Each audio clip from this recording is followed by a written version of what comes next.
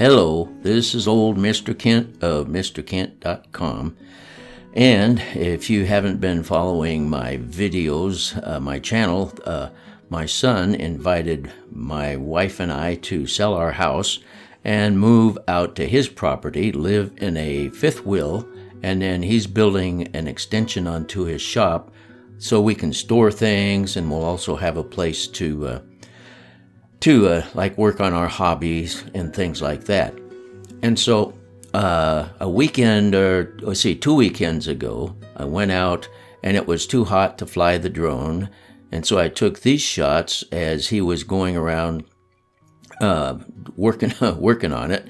And he put in a new front door for us, installed that. And then he started working on the front porch and putting it together. And there's he's sawing the roof joists so he can put them up. And so we, of course, I helped along the way.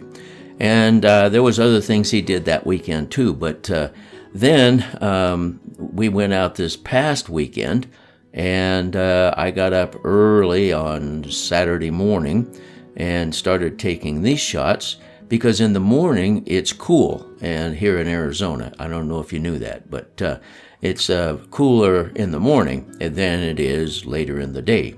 On this particular day, it got up to 108 degrees. And so at this point in time, it was probably about 80, 90 degrees, something like that. So that was the progress that we completed last week when he was putting the joists on. And so I think probably I have time to tell you a story while we watch this. But first of all, when I first got my Bebop 2 about 4 years ago, I got on YouTube and started finding videos that were helpful. And one of the most helpful ones was the videos put up by Hugo. Now, I'll put a link to his channel, but he was kind of like a mentor to me because I learned a lot of techniques and things from watching his videos. So his videos were very helpful, and over the years we have become, well, he's become a very good friend of mine, and I believe I'm a friend of his very much, because he just put up a video telling a story, and he mentioned me in this story. But anyway, it's a story that he tells from when he was a childhood, and then he brings it up to date. So I'll put a link to it, and if you like to hear stories of people's lives, this is a really cool story that Helder puts up. So anyway, I'll tell you a story.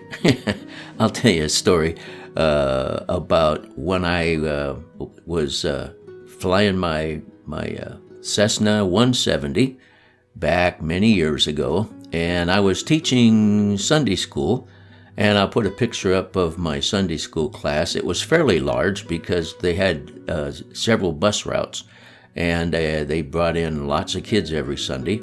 And I taught first, second, and third graders in the gymnasium, and it was one of the most fun times I ever had because those kids, I played a banjo and sing and teach them songs. And there comes my son. This is this past weekend.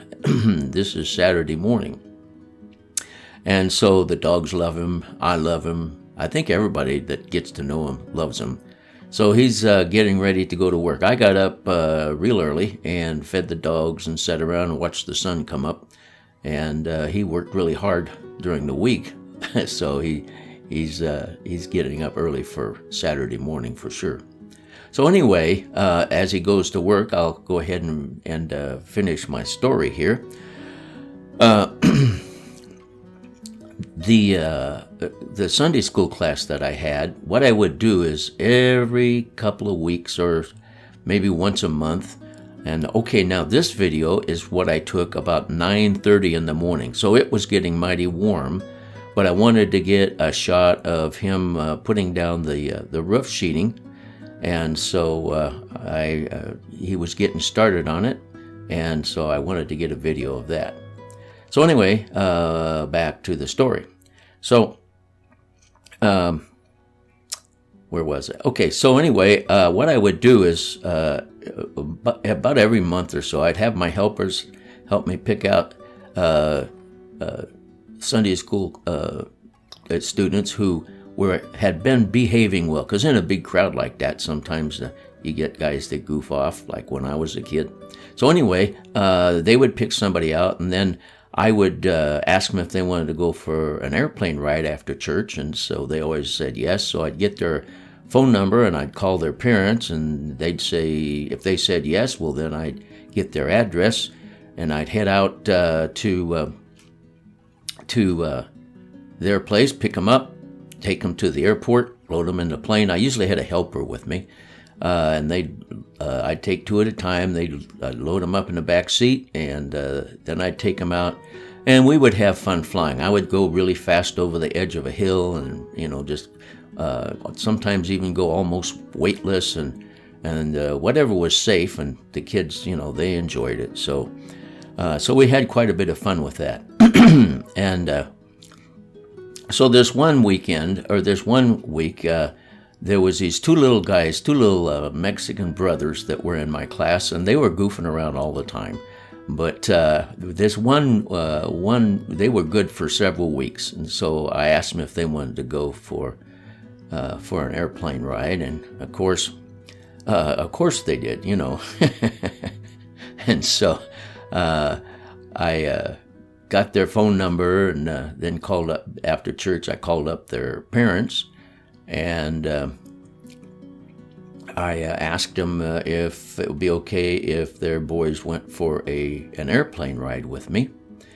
And they said sure, it would be okay, but they gave me a time because they had to have lunch first, and then I said okay. So I waited and went and picked them up at the right time, loaded them in as always, and then took them out to the airport. They were really excited, and I loved those guys. They were goof-offs like I was when I was. Oh, okay. Now we're at a point here where there should be another video, like a big dummy, at about 2 o'clock in the afternoon when it was over 100 degrees. I decided I would get a video of him finishing up laying all the riffing up there. So I set up the drone, pressed record, took off, and I swept across like I always do, from right to left, and then swept back from left to right. And my iPhone started to go dark on me. So then I knew things were too hot. So I came back and I landed, and because everything got so hot, when I picked up the drone, it almost burned my fingers. And so it turns out I had no video, no data, no GPS. It just, everything shut down in order, I guess, to keep it cool. But it really overheated, and so it wasn't a good thing. Now, the next morning, this is Sunday morning, okay? So the next morning, I take off, and I'm going to fly the drone and get it's nice and cool again. But there's only one problem with this. When I got home, I went to Air Data, and there was no data. There was no GPS. So the GPS shut down, and everything shut down in order to keep from burning up the drone completely, I guess, or just to keep it flying in the air. So anyway, back to the story. So I took these guys out, and we took off, and we had all kinds of fun. We did all kinds of goofing around, going over the edge of a hill, and one of the little guys started to complain that he was starting to get just a little bit sick, and so I thought, well, I guess we better head back and get him on the ground, because I've had other people get sick in my plane before, and it was not a good experience. So we headed back and got back to the airport, and I'm coming in to land, and he held it really well just until almost time for the wheels to touch down. And when the wheels touched down, everything came up again, and the problem is I should have warned him not to feed him lunch before taking up for an airplane ride. So anyway, it was okay. I had some old carpeting. The plane was old, and there was carpeting on the floor there, and I cleaned it up, and everything. And after that, those guys were my best buddies because I took them for an airplane ride. So we had a lot of fun. But anyway, what I was gonna say, and try to get it right here. After, for the next couple of months, when I would go flying, the interior of my airplane usually smelled a little bit like tacos.